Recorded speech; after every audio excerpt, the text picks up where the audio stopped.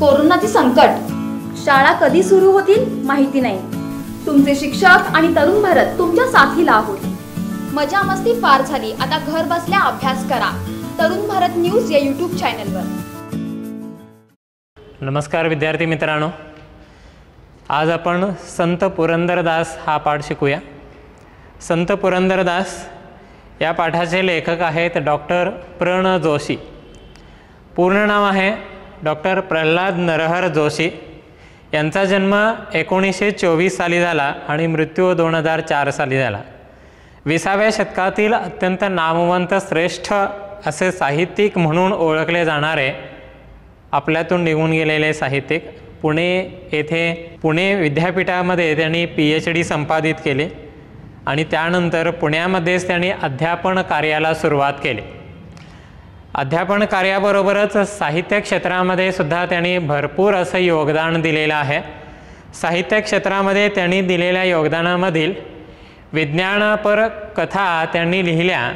त्यामध्ये अणुयुगाचे निर्माते, असे शोधक, नवविज्ञान कथा या पुस्तकांचे लेखन त्यांनी केले, ते विज्ञानावर आधारित कथांमध्ये. त्याबरोबरच भारतीय संत भाग 1 आणि भाग 2 हे संत साहित्यपर लेखन त्यांनी केलेलं आहे. याहीपेक्षा महत्त्वाचं म्हणजे कादंबऱ्यांमध्ये त्यांनी लिहिलेल्या महत्त्वाच्या कादंबऱ्या आहेत. असे धर्मवीर, आंधळी गवळण, काय भुललासी वरलिया रंगा या कादंबऱ्या त्यांनी लिहिलेल्या आहेत. त्याबरोबरच आदर्श मराठी शब्दकोश त्यांनी दिलेला आहे. या त्यांच्या साहित्य क्षेत्रातील देणगीमुळे आपले मराठी साहित्य क्षेत्र अधिकच समृद्ध झालेलं आपल्याला पाहायला मिळतं. आज आपण शिकत असलेला संत पुरंदरदास हा पाठ त्यांनी लिहिलेल्या आपले संत या पुस्तकातून संक्षिप्तपणे निवडलेला असलेला आपल्याला पाहायला मिळतो. कर्नाटकाचे तुकाराम म्हणूनच ओळखले जाणारे संत पुरंदरदास यांचा जन्म 1482च्या सुमारास झालेला आपल्याला पाहायला मिळतो. 1482च्या सुमारास पुरंदरगड या ठिकाणी संत पुरंदरदासांचा जन्म झाला. वडिलांचे नाव आहे वरदप्पा नाईक आणि आईचे नाव आहे लक्ष्मी अक्का. या दाम्पत्याच्या पोटी जन्मलेले संत पुरंदरदास सामान्यपणे व्यंकटप्पा वरदप्पा नाईक हे सुवर्णकार होते. सराफीचा व्यवसाय त्यांचा होता. त्यामुळे ते सोने, माणके, मोती यांचे पारख चांगले होते. त्यांच्या या व्यवसायामध्ये आणि त्यांच्या कुटुंबामध्ये कमतरता होती, ती फक्त असं संतानाची. तिरुपतीच्या श्रीनिवास व्यंकटेशाची भक्ती करून अनेक वर्षाच्या नवसाअंती संत पुरंदरदास यांचा जन्म वरदप्पा नाईक आणि लक्ष्मी अक्का यांच्या पोटी झाला.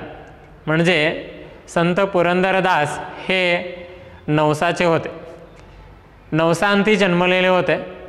नवसाअंती जन्मलेला एकुलता एक आवडता मुलगा म्हणून त्याचं नावसुद्धा या दाम्पत्याने ठेवलं श्रीनिवास, किंवा त्यांनाच शिवप्पा नाईक या नावाने ओळखायचे.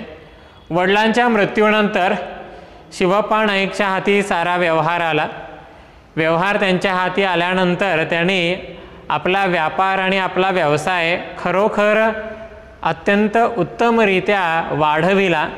परंतु या सर्व गोष्टीमध्ये एक उणीव होती. त्यांनी आपला व्यवसाय विजयनगर, गोवळकोंडा, गुलबर्गा या राज्यांपर्यंत पोचविला आणि या राज्यांमध्ये ते अत्यंत नावाजलेले सुप्रसिद्ध असे मोती, माणके आणि हिरे यांचे अत्यंत जाणते आणि पारख असणारी व्यक्ती म्हणून झाले. या दरम्यान त्यांचा विवाह झाला. त्यांच्या पत्नीचे नाव आहे सरस्वती. या सगळ्या गोष्टींमध्ये त्यांची संपत्ती इतकी वाढत गेली की त्यांच्या संपत्तीचा हाव त्याहीपेक्षा वाढत गेला. संपत्ती वाढली, पण वाढत्या संपत्तीबरोबर जी उदारता त्यांच्या अंगी यायला हवी होती ती मात्र आलेली नाही. जी उदारता त्यांना हवी होती ती आलेली नाही. म्हणजेच प्रत्येक ठिकाणी त्यांनी आपल्याला संपत्ती कशी वाढवता येईल या एकाच विषयाचा विचार केलेला होता. बाकी कोणत्याही विषयाचा विचार त्यांच्या ध्यानीमणी येत नव्हता. त्यामुळे झालं काय की एखाद्या दिवशी आपल्या घरी एखादा पाहुणा जरी आला तरी त्या पाहुण्याला ताबडतोब कसं पाठवता येईल यावरच तो विचार करायचे. म्हणजे एखाद्या पाहुण्याला सुद्धा आपल्या घरी ठेवायचं नाही या विचाराचे हे शिवप्पा बनलेले होते.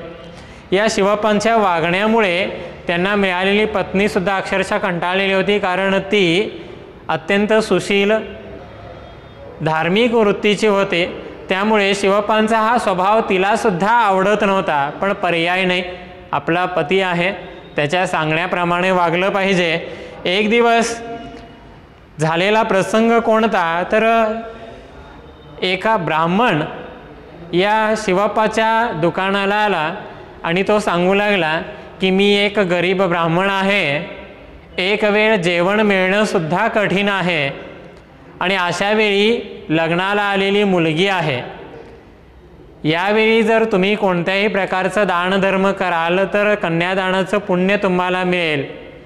ही अपेक्षा त्याने ब्राह्मणाने शिवप्पासमोर व्यक्त केले. शिवप्पा त्याला काय सांगायचं न समजल्यामुळे त्याला उत्तर दिले, उद्या ये. ब्राह्मण पुन्हा उद्या आला. दुसऱ्या दिवशी आलेल्या ब्राह्मणाला मिळालेलं शिवप्पाकडून उत्तर होतं, पुन्हा उद्या या. दररोज ब्राह्मण येत होता आणि शिवप्पा त्याला उत्तर देत होता, उद्या या उद्या या. शिवप्पाचं संपत नाही आणि ब्राह्मण काही शिवप्पाची पाठ सोडत नाही. या सगळ्या गोष्टी चाललेल्या होत्या. एक दिवस मात्र ब्राह्मणाच्या या रोजच्या व्यापाला कंटाळलेल्या शिवप्पाने 1 पैसा घेतला आणि 1 रुपया घेऊन ब्राह्मणाच्या दिशेने त्याने फेकून दिला. हे घे आणि इथून चालता हो, परत येऊ नको आपल्या दुकानाकडे. त्याचं हे वागणं, त्याचं हे बोलणं पाहून ब्राह्मण ते त्यांनी फेकलेले पैसे सुद्धा उचलले नाहीत. ब्राह्मण शिवप्पाच्या दुकानातून निघाला. तिथून निघालेला हा ब्राह्मण थेट शिवप्पाच्या घरी पोहोचला. शिवप्पाच्या घरी त्याची पत्नी होती, सद्गुणी सहधर्मचारिणी होत्या सरस्वती. त्या सरस्वतींच्याकडे गेला आणि तिथंही ब्राह्मणाने तोच विषय सांगितला जो शिवप्पांना सांगितलेला होता की मी एक गरीब ब्राह्मण आहे, एक वेळ जेवण मिळणंसुद्धा कठीण आहे आणि अशावेळी माझी लग्नाला आलेली मुलगी आहे, मुलीचं लग्न करायचं आहे. त्यावेळी तुम्ही जर काही दान केलात तर माझ्याबरोबर तुम्हालाही कन्यादानाचं पुण्य मिळेल. ही अपेक्षा सरस्वती समोरसुद्धा त्याने व्यक्त केला. पण घरचा प्रसंग सरस्वतीला माहीतच होता की मी जरी काही या ब्राह्मणाला दान केलं तर आपला पतिदेव येईल, म्हणजे शिवप्पा येईल आणि ते परत मला विचारतील की या सगळ्या गोष्टींचा काय झाला. तर तेव्हा त्याला दिलेलं उत्तर हे त्याला खपणार नाही, ते रागावतील, मला ओरडतील. या अपेक्षेने आता मी काय करू या विवंचनेने सरस्वतीसुद्धा त्या ठिकाणी आपण स्वतः गोंधळून गेली. काय करावं सुचेना. शेवटी तिला सुचलं की नथ आपल्या नाकामध्ये असणारी जी नथ आहे ती नथ माझ्या वडिलांनी दिलेली आहे. ही वडिलांनी दिलेली असल्याकारणाने ही दिल्यानंतर मला माझे पती, माझा नवरा ओरडू शकणार नाही या विचाराने या सरस्वतीनं आपल्या नाकातील नथ काढून ब्राह्मणाला दिले. ब्राह्मणाने ती नथ स्वीकारले आणि शेवटी ब्राह्मणाने केलेला प्रकार पहा की ब्राह्मणाने सरस्वतीने दिलेली नथ घेतली आणि तो तसाच परत शिवप्पाच्या दुकानामध्ये गेला आणि ती नथ दिली आणि याच्यापासून मला किती पैसे मिळतात ते पैसे द्या, आता पैसे नाही म्हणायचं नाही असं त्या शिवप्पाला खडसावून पुन्हा ब्राह्मणाने सांगितलं. शिवप्पाने आपल्या घरची नथ ओळखली.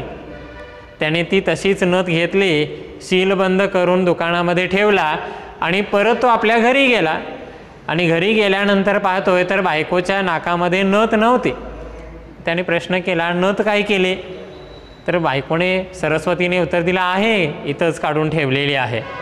तिने ब्राह्मणाला दिलेली बातमी मात्र आपल्या नवऱ्याला सांगितली नाही, कारण नवऱ्याला सांगितलं तर नवरा पुन्हा ओरडेल. या सगळ्या प्रसंगामध्ये आता सरस्वतीला पेच प्रसंग आलेला होता. ब्राह्मणाला दिलं म्हटलं तर नवरा ओरडणार आणि दिलं नाही तर आत्ता त्यांना ही नथ दाखवली पाहिजे. मग या देवाकडे ती प्रार्थना करू लागली की दयागणा, मी तुलाच दिलेली आहे असं समजून, ब्राह्मणाच्या रूपात तूच आलेला आहेस असे समजून मी माझी नथ तुला दिली, पण हा प्रसंग माझ्यावर वाईट ओढावलेला आहे, आता मी काय करावं सुचेना. अशा प्रसंगी विष पिऊन आत्महत्या केल्याशिवाय दुसरा पर्याय मला सुचत नाही. म्हणून तिने विषाचा पेला तयार केला. तो पेला आता तोंडाला लावणार इतक्यात त्या पेल्यामध्ये काहीतरी चमकलेलं त्या सरस्वतीला दिसलं आणि पाहते तर त्या विषाच्या पेल्यामध्ये तिला नथ आढळली. ती नथ घेऊन शिवप्पांकडे आले आणि ती नथ त्या सरस्वतीने आपल्या नवऱ्याला दिली. नथ पाहून खरोखर शिवप्पाला सुद्धा आश्चर्य वाटलं, कारण ही नथ मी दुकानामध्ये सीलबंद करून ठेवून आलेली होती. मग ही घरामध्ये आली कशी? दुकानात जाऊन पाहतोय तर त्या ठिकाणी नथ नाही, घरामध्ये नथ आहे. सीलबंद केलेली नथ घरी आली कशी? हा सगळा प्रकार पाहिल्यानंतर त्याला सुचलं की माझी परीक्षा पाहण्यासाठी स्वतः विठ्ठल तरी आला नव्हता. ज्या ब्राह्मणाला मी उद्या ये म्हणून सतावत राहिलो तो ब्राह्मण नसून विठ्ठलच होता की काय? आता त्याच्या डोक्यात प्रकाश पडला आणि त्याने ठरवलं की आता या क्षणाला हा सगळा मोह सोडून द्यायचा.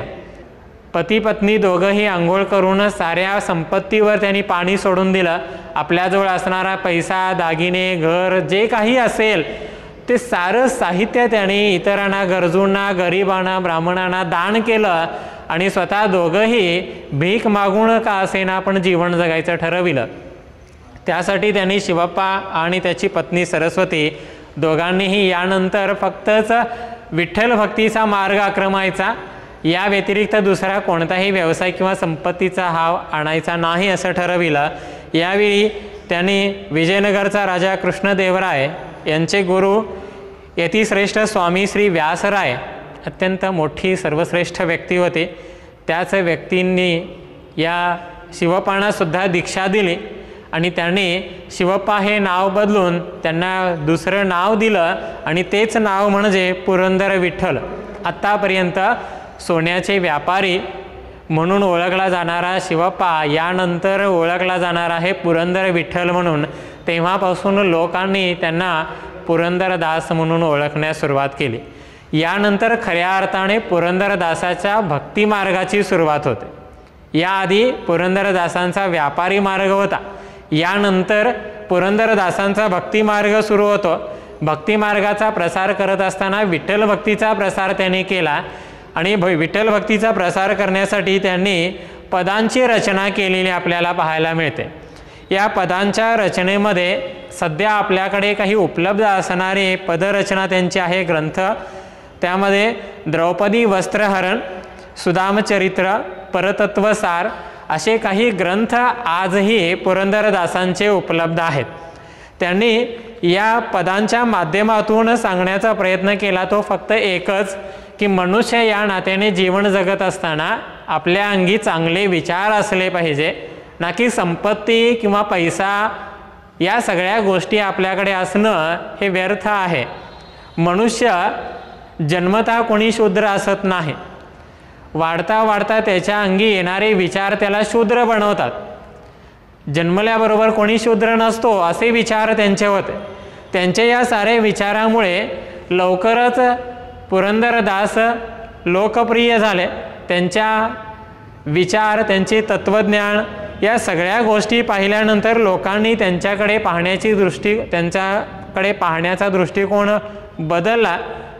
त्यांनी फक्तच भक्तिमार्गाचा प्रचार केलेला नाही तर समाजामध्ये सुद्धा अनिष्ट चालीरीती ज्या होत्या, जसा की भेदभाव, अस्पृश्यता यासारख्या अनेक सामाजिक अनिष्ट चालीरीतींचा सुद्धा त्यांनी विरोध केलेला होता.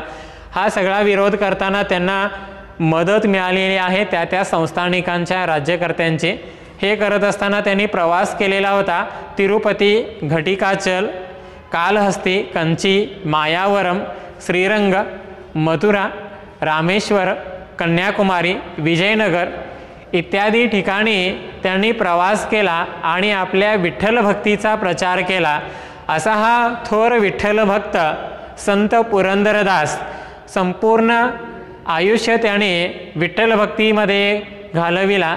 फक्त एकटेच नाही तर त्यांच्यासोबत त्यांच्या पत्नीने सुद्धा विठ्ठल भक्तीमध्येच अहोरात्र गुंतलेले होते. इतकी विठ्ठल भक्ती केली की साध्या भीक मागून जरी जगत असले तरी ती भीकसुद्धा शिल्लक राहिलेले पक्ष्यांना प्राण्यांना दान केलं पाहिजे. एक वेळ पुरेल इतकंच अन्न आपल्याकडे ते ठेवायचे, राहिलेलं अन्न पुन्हा प्राण्यांना पशुपक्ष्यांना ते द्यायचे. इतकी उदारता त्यांच्या अंगी आली. या उदारमतवादी बनलेल्या पुरंदरदासांचा मृत्यू सन 1564 मध्ये पौषी अमावास्येला अनागोंदी या ठिकाणी ते विठ्ठलचरणी विलीन झाले.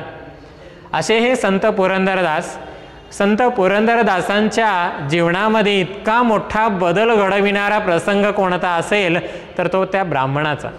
तो ब्राह्मण जर आला नसता तर कदाचित आज आपल्याला कर्नाटकाचे तुकाराम म्हणून ओळखले जाणारे संत पुरंदरदास पाहायला मिळालेच नसते. या पाठातील अत्यंत महत्त्वाचा तो प्रसंग आहे. ब्राह्मण आला आणि त्या ब्राह्मणाने या शिवप्पाला चांगली शिकवण दिली किंवा संपत्ती म्हणजे जीवन नाही, संपत्तीचा हाव म्हणजे जीवन नाही, तर जीवन याच्याही पलीकडे आहे. ही शिकवण जी आहे ही शिकवण संत पुरंदरदासांना त्या ब्राह्मणाने दिली आणि त्या ब्राह्मणांच्या अचानकपणे येण्यानेच कदाचित या शिवप्पाच्या जीवनामध्ये इतका मोठा बदल घडला आणि शिवप्पाचा संत पुरंदरदास घडला. आणि ते संत पुरंदरदास आज आपल्याला अभ्यासण्यासाठी आहेत. त्यांची भक्ती, त्यांचा भक्तिमार्ग, त्यांचं तत्त्वज्ञान, त्यांचे विचार आजही आपल्याला कर्नाटकामध्ये आणि कर्नाटकाच्या बाहेरसुद्धा अभ्यासत असताना पाहायला मिळतं. हा पाठ आपल्याला या ठिकाणी समजलेला आहे असं आपण गृहीत धरूया. धन्यवाद.